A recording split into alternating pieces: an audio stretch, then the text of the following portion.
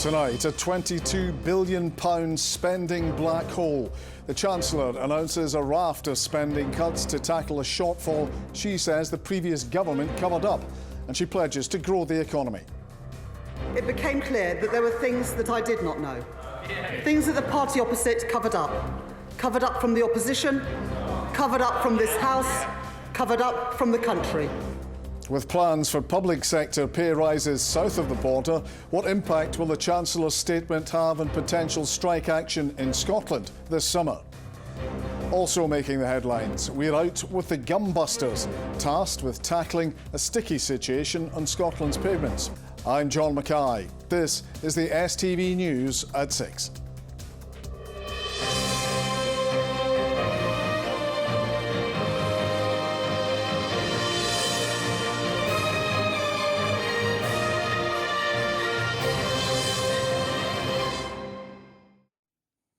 Good evening. The Chancellor, Rachel Reeves, has accused the last Conservative government of concealing a £22 billion black hole in the public finances as she set out an emergency package of spending cuts to balance the books.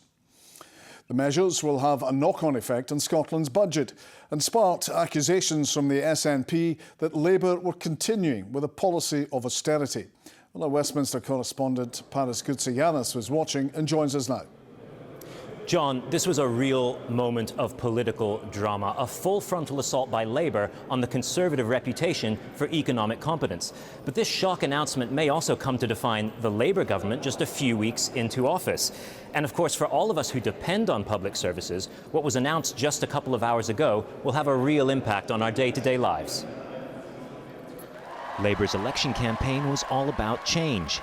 Today, the Chancellor, Rachel Reeves, was looking for spare change. She claimed the last government made spending promises it never had the money to keep, leaving a £20 billion hole in the public finances. But upon my arrival at the Treasury 3 weeks ago, it became clear that there were things that I did not know. Things that the party opposite covered up. Covered up from the opposition, covered up from this House, covered up from the country. So the first difficult choice I am making is to ask all departments to find savings to absorb as much of this as possible, totalling at least £3 billion. Across England, road, rail and hospital projects are under review. If we cannot afford it, we cannot do it. Filling the gap will have a knock-on impact on Scotland's budget via the Barnett formula. The SNP says it's a continuation of austerity. During the recent election campaign, we in the SNP repeatedly warned about an £18 billion hole in the Labour Party's spending plans. Now that you've confirmed that today, Chancellor, will you apologise to those voters in Scotland who supported the Labour Party leader in Scotland when he said, "Read my lips, no austerity"? I'm not sure if the honourable gentleman was actually paying attention. The £22 billion black hole is this year. The Institute of Fiscal Studies was warning about a black hole over the lifetime of the Parliament of £18 billion. No, those are two very different things. The Conservative response, "We told you so." Today, she will fool absolutely no one with a shameless attempt to lay the ground for tax rises. She wants to blame the last Conservative government for tax rises and project cancellations she's been planning all along. There was fury from the man Rachel Reeves replaced, as well as across the Conservative benches. I can understand why people and members are angry. I am angry too. The previous government let people down. On the way out of government in 2010, Labour left a note saying there's no money left. On the way in, it's a familiar message. And Paris, what do you know about the impact in Scotland from what's been announced? Well, in terms of direct impact, most of what was announced today only affects England. And because we don't know exactly where the axe will fall on road, rail and hospital projects, because they're all under review, the scale of that impact isn't known yet, although we have heard in the past hour from the First Minister of Scotland, John Swinney, saying that there will be significant cuts to come. It raises the stakes for Rachel Reeves' first budget, which has been set for the 30th of October. It should also be said that public sector workers across England are going to get big pay rises. Teachers teachers and also junior doctors are going to get 22% more over the next 2 years. That should increase Scotland's funding. So it's a mixed picture that's going to be picked over the weeks to come. And Paris, away from the economy, there's also been news from the Conservative leadership contest to replace Rishi Sunak. So what's the latest?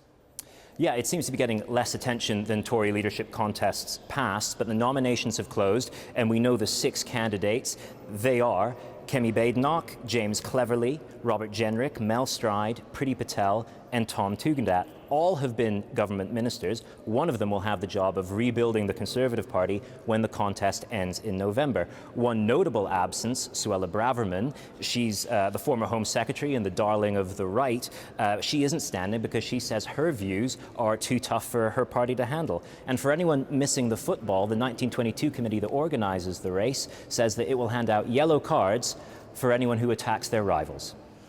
Paris at Westminster, thank you. So what impact will the Chancellor's statement have on potential strike action in Scotland this summer? Cleansing staff in 26 councils have now voted in favour of a strike, which could start in just over 2 weeks. And ScotRail staff are also balloting for strikes in September. Political editor Colin Mackay was watching the Chancellor. Colin, will it make any difference? Well, that's exactly what I asked the First Minister, and he doesn't think so, at least not positively.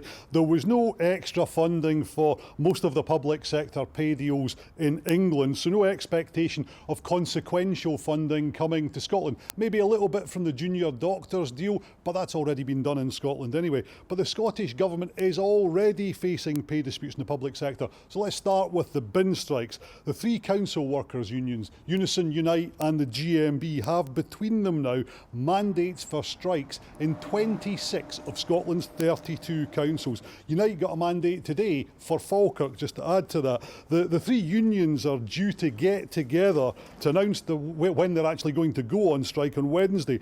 They've got to give 2 weeks' notice, so that would see the bins going unemptied, rubbish piling up in the streets from the middle of August. There are talks between the Scottish Government, COSLA and the unions tomorrow. Finance Secretary Shona Robison has asked the unions to suspend the action because of those talks. They have already said categorically no. So here's what the First Minister had to say about all of this. We face an acutely difficult situation as a consequence of the statement that's been made today. But you're also facing the threat of strikes fairly imminently. Just over 2 weeks' time that could be happening, that the rubbish could be piling up outside Bute House. Are you ready for that? Can you afford to do a deal to stop it? What's important is that people understand the gravity of the pressure on the public finances. But can you come up with anything to do a deal to stop that? There isn't an easy way around this. And the Chancellor just explained to the House of Commons that as a consequence of her accepting the fiscal rules of the Conservatives, which I advised her not to undertake during the election, I even wrote to the Labour leader to tell him not to do it, there'll be significant financial implications for Scotland as a consequence, negative financial implications for Scotland. So that's the public sector. Colin, what about the ScotRail dispute? Well, ASLEF and the RMT are already balloting, and today Unite have said that they're now balloting more than 300 rail workers in a pay dispute. If they come in good faith and they table a meaningful offer, we'll take that back to our members' consideration. So we're calling on the Scottish Government and Transport Scotland to remove the reins on ScotRail, to get into a negotiating table and find a remedy and get Scotland's trains running safely and efficiently. And this comes amid ongoing problems with drivers already refusing to work overtime, which is leading to fewer rail services throughout the summer. And Colin, we heard about the UK Conservative leadership contest, but of course there's a Scottish one too. What's happening with that? Well, there are now 2 candidates. Former journalist Russell Finlay was first out of the trap last week, and today he's been joined in the race by former Olympic runner Brian Whittle, a South of Scotland MSP. Now, we haven't actually got the rules or the timescale for the contest in Scotland yet. The Conservative Party bosses are due to meet on Wednesday, and we should get that then. Then I think you could see a slew of candidates joining this contest. Who could have expected that it would be such a popular job? Colin at Holyrood, thank you. The Scottish Government has announced a new grant scheme for businesses and charities to offer more flexible working patterns. They were able to apply for £50,000 to support shift changes and remote working, provided they pay staff the real living wage. Selina Jackson has been to Printworks to find out how it's benefiting staff there. Jake has been employed at this Printworks for 16 years. He met his wife here and she's currently on maternity leave. When she returns, flexible working is going to be crucial for both of them. Helps us a lot because we'll be able to, cover nursery fees or whatever, stuff like that, and also lets us spend as much time with the wee man as possible. So it really does take your mind off a lot of stuff. Over the last few years, there has been much more demand for changes to shift patterns here. Especially with the cost of living crisis, people need to sort of look after childcare themselves. So yeah, the guys need to be flexible. They need time off when they need it and not just when it's booked months in advance. As long as the work gets done, it doesn't really matter exactly when it gets done. I've been honest, it probably makes you more happier, more content. You're not going to get any problems if you do have to move stuff around and possibly even work that wee bit harder.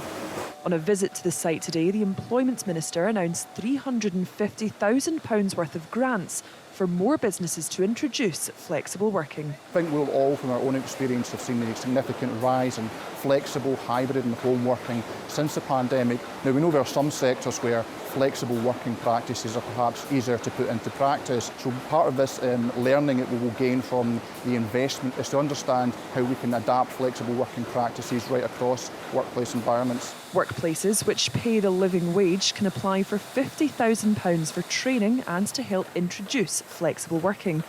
Applications are open until the start of September. Selina Jackson, STV News, Glasgow.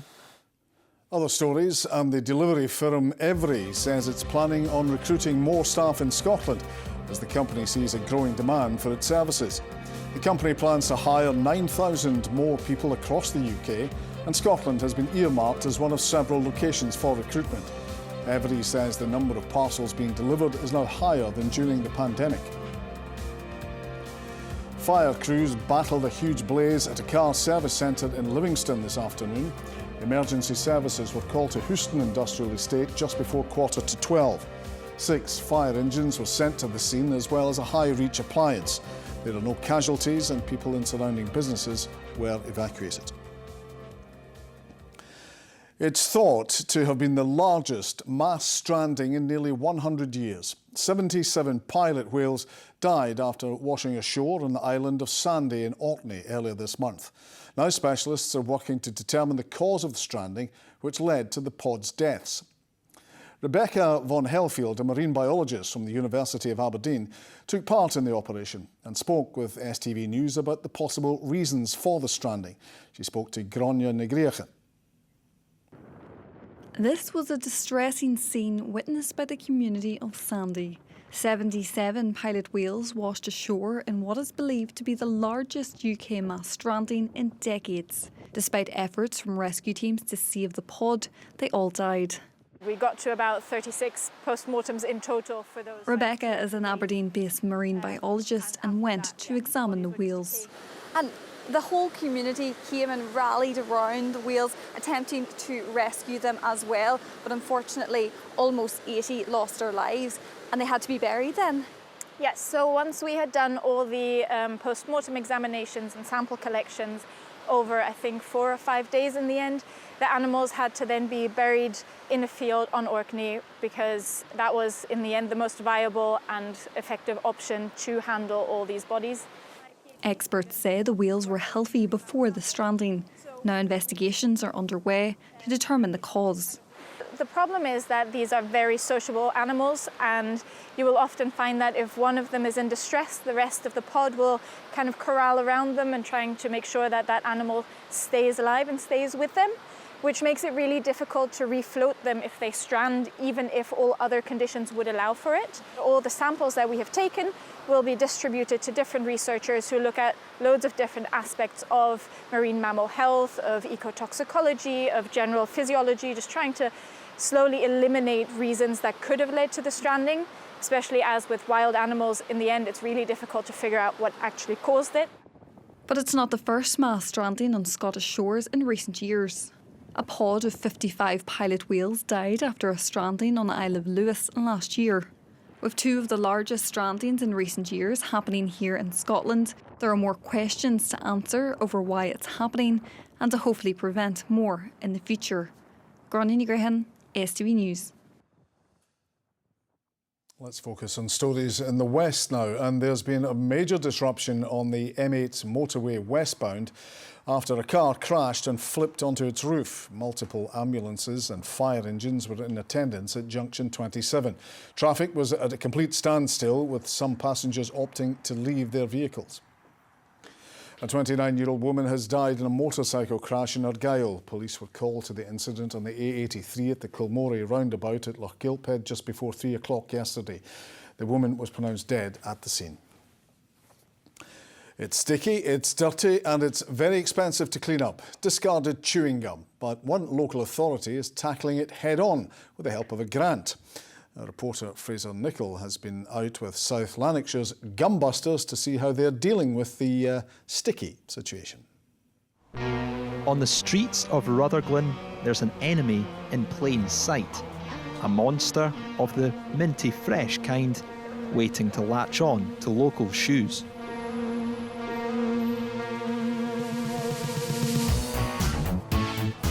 But its days of terrorising the town are over.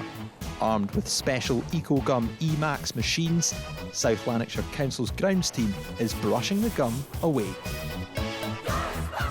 OK, Emma, tell us how this works then. So this is basically a machine that removes chewing gum from the ground. It is a detergent solution that's inside the backpack. It gets heated up to between 95 and 100 degrees, and by doing that then the solution breaks down the sort of sticky substance of the chewing gum and it removes it off the pavement. Do you think you're South Lanarkshire's answer to the Ghostbusters? In relation to chewing gum? Sure. Although these machines are specially designed to scrape gum off the pavement, this campaign also hopes to tackle the issue of people dropping it in the first place. It's a bit like graffiti. You know, if you let graffiti last and just stay there, people regard it as being graffiti central. They come back and do it again. If the place is nice and tidy, there's a slight inhibition against dropping your chewing gum on the pavement, and hopefully it has a bit of a longer-term effect. This is the third year the council has received a grant of £25,000 from charity Keep Britain Tidy.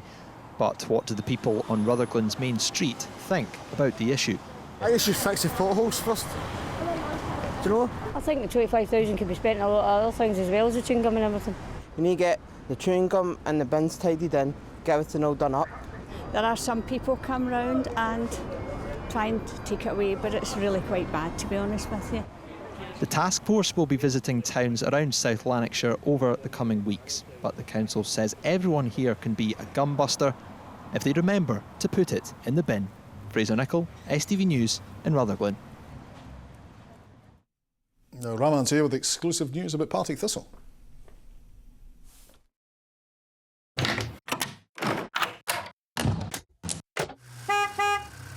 STV Sport, sponsored by the C.R. Smith Summer Sale.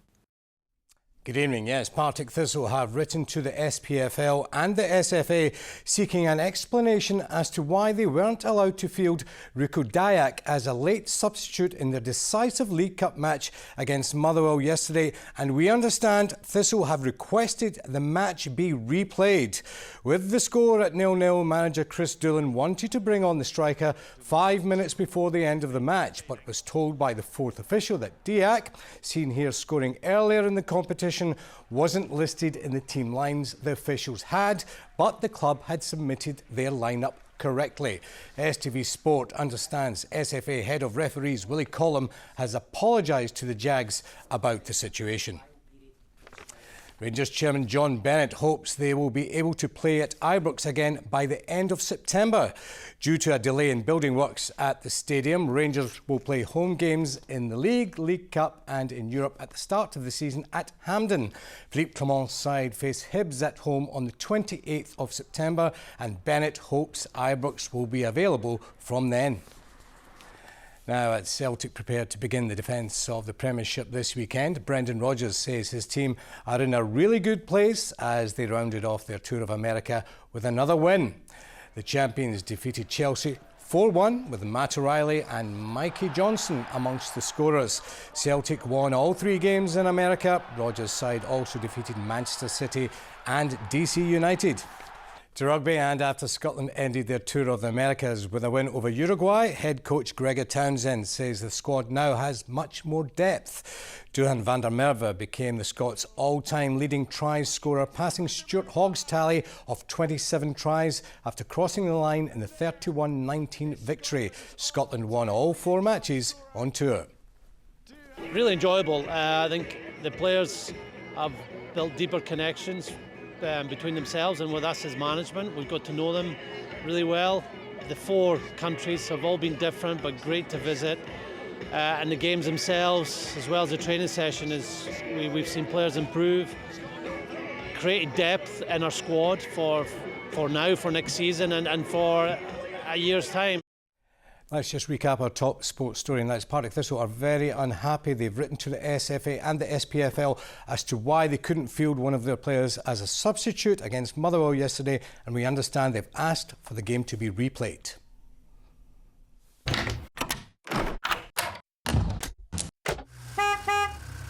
STV Sport, sponsored by the C.R. Smith Summer Sale.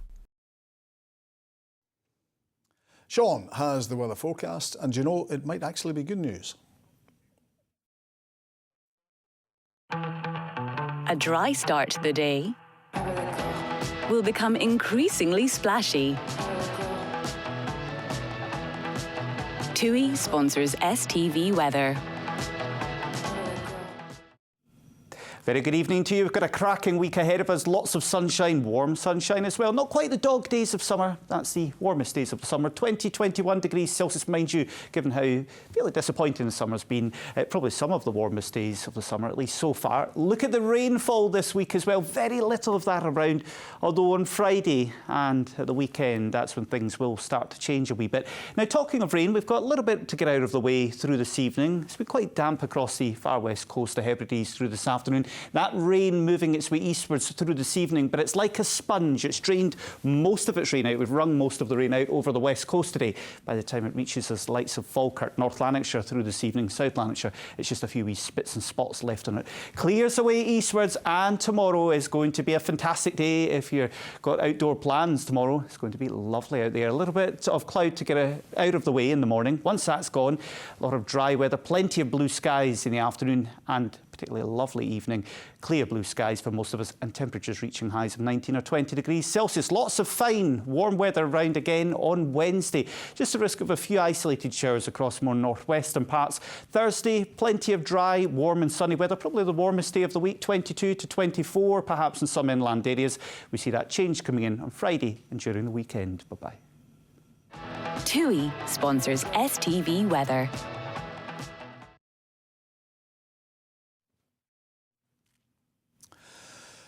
And finally, the popular referee of Gladiators, John Anderson, has died at the age of 92. Perhaps best known for his appearances on the sport entertainment show, primarily on STV throughout the 1990s.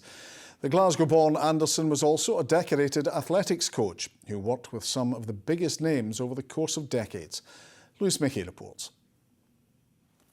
Contenders, ready! Gladiators, ready! He very well may be the voice of your childhood. A beloved referee on STV's Gladiators in the 90s, and for the programme's short-lived 2008 reprisal, Glaswegian John Anderson was not to be messed with. This game is about sportsmanship, understanding the rules, which is difficult for some people. But Gladiators only scratches the surface of what Anderson achieved in an athletics coaching career spanning decades. He trained more than 100 Olympians, including Liz McColgan and David Moorcroft. Today, at the news of Anderson's death at the age of 92, a number of faces, both from the world of athletics, but also Gladiators, paid tribute. Anderson's arch-nemesis Wolf was one of the first to do so, saying they were really the best of friends. Often a stern figure on television, a smile was never far from John Anderson's face. I had a little girl on one occasion a few years ago who came from Botswana, of all places, and she said, could I have your autographs? And I said, where are you from? Botswana. So, how do you know who I am? We have you on television, and we all shout 3, 2, 1 at the school every day. And when I was on holiday, I think in Tenerife it was, my wife and I were walking down and there were some youngsters outside one of the nightclubs during the day trying to attract people in. And as we walked past, we heard, "Gladiators, ready!" And everyone looked round and I'm thinking, oh, OK. Lewis Mickey, STV News. John Anderson. Well, there's only one way to finish tonight. Production team, are you ready? You at home, are you ready? I'm certainly ready. From all of us, thanks for watching. Good night.